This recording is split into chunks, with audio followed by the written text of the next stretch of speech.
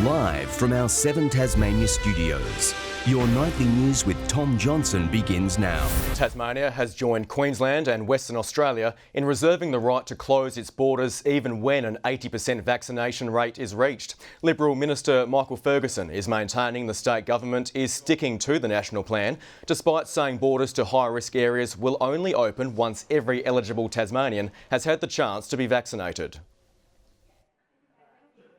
We are committed to getting our population over 16 up to 90% by the 1st of December, and we're on track to do that. Tasmanians have been marvellous. A reopening plan for the state, along with modelling performed by the Garvan Institute, is due to be released in the middle of next month.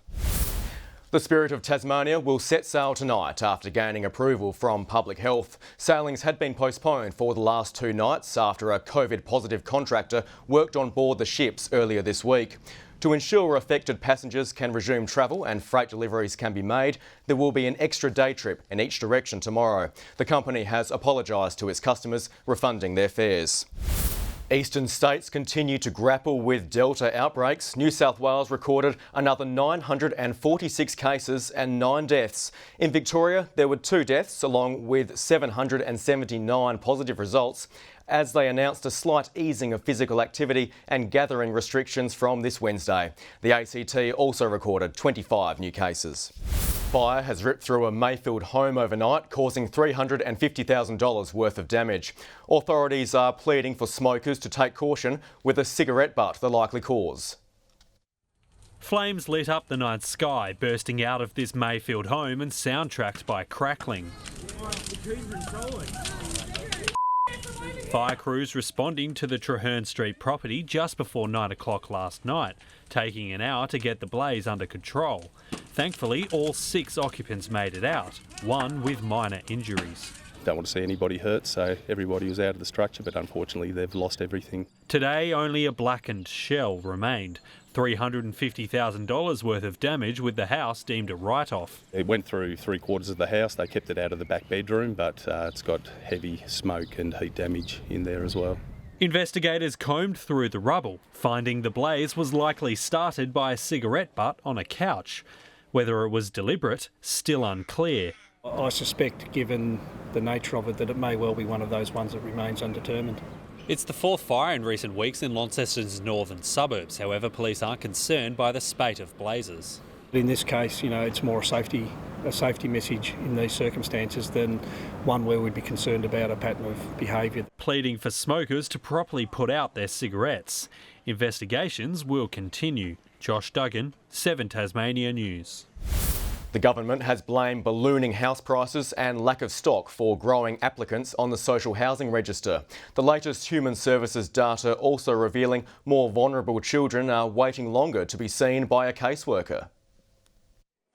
Another Tasmanian tech company going gangbusters, creating one-of-a-kind tracking devices for a national equipment hire company. Entered into a partnership to design and manufacture a completely custom device entirely within our building in Launceston. The Housing Minister in attendance couldn't shy away from the dashboard data released this week, revealing the social housing waitlist has jumped by almost 800 applicants since this time last year. Worse still, priority applicants are waiting longer than a year for a roof over their heads. Michael Ferguson putting that down to a growing population and record house prices. We've got a growing housing demand. The response to that has to be increasing supply. Right at this point in time, we're building 542 more homes right now. And in the recent years, we've delivered 1,100. Figures also show the number of vulnerable children waiting for a caseworker beyond the priority timeframe has jumped from 45 to 105 in a year. With a commission of inquiry underway into allegations of child sexual abuse and failures in youth justice, the opposition is calling on the state government to act much sooner to address a shortage of caseworkers. We are absolutely letting this workforce down. They are working on the front line of one of the most traumatic jobs in this state, and we are putting them in a position where they're not resourced enough to be able to respond to these at-risk children. The government says if a child is assessed to be at immediate risk, they are triaged and seen within 24 hours. Ainsley Kosh, 7 Tasmania News. 2 new reports have provided a mixed picture on Tasmania's property market. A Domain study shows house prices have surged in a number of public school catchment areas. Brighton Primary School, the top performer, with the median price a whopping 35% higher compared to last year.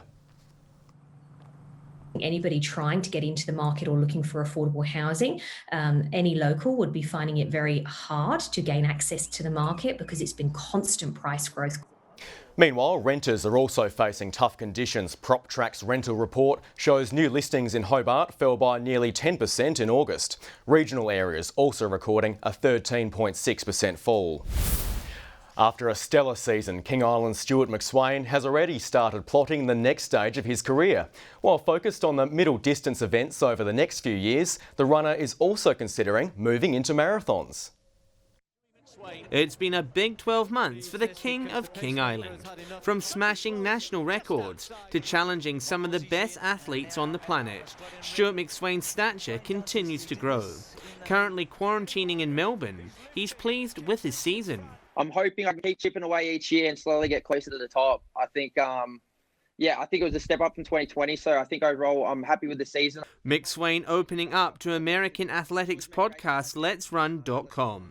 His highlight, the Olympic Games in Tokyo, finishing 7th in the 1500-metre final. Despite not medaling, he's proud of his effort. I left it all out there in the Olympics. I feel like once you have that Aussie Guernsey on, you're giving 110%. McSwain also finished 8th at the Great Northern Run in Newcastle, England 2 weeks ago. Tackling the half marathon was part of his plan to potentially one day undertake running's ultimate test. See whether I think I can if I did train for it, whether I can hopefully run some good road races in the future, because I'd love to ultimately run a marathon. Among his many honours, he is also the inspiration behind a Tasmanian horse. McSwain winning on debut at Devonport last weekend, with a kick his namesake would be proud of. McSwain too good for Soul Leader and GG's Buzz. So I'm thinking they've named an absolute donkey here. This horse is no good. Is this an insult they've named this horse? Felt pretty honoured that they were willing to name it after me. John Hunt, 7 Tasmania News. Tasmanians have opened their hearts and pockets to raise money for the state's refugee legal service. In the wake of the atrocities unfolding under the Taliban regime, dozens attended a fundraiser at Hobart's Frank Restaurant.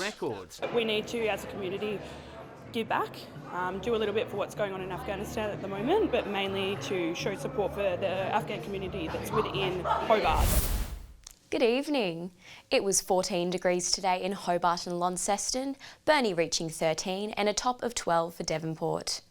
Friendly Beaches had the top temperature for the state with 15 degrees, 14 in Ouse, while the majority of the rest of the state reached a high of 13, apart from Lyweenie with a top of 9. There's a low area of cloud over western and southern Tasmania, as well as over the waters to the west and south of the state.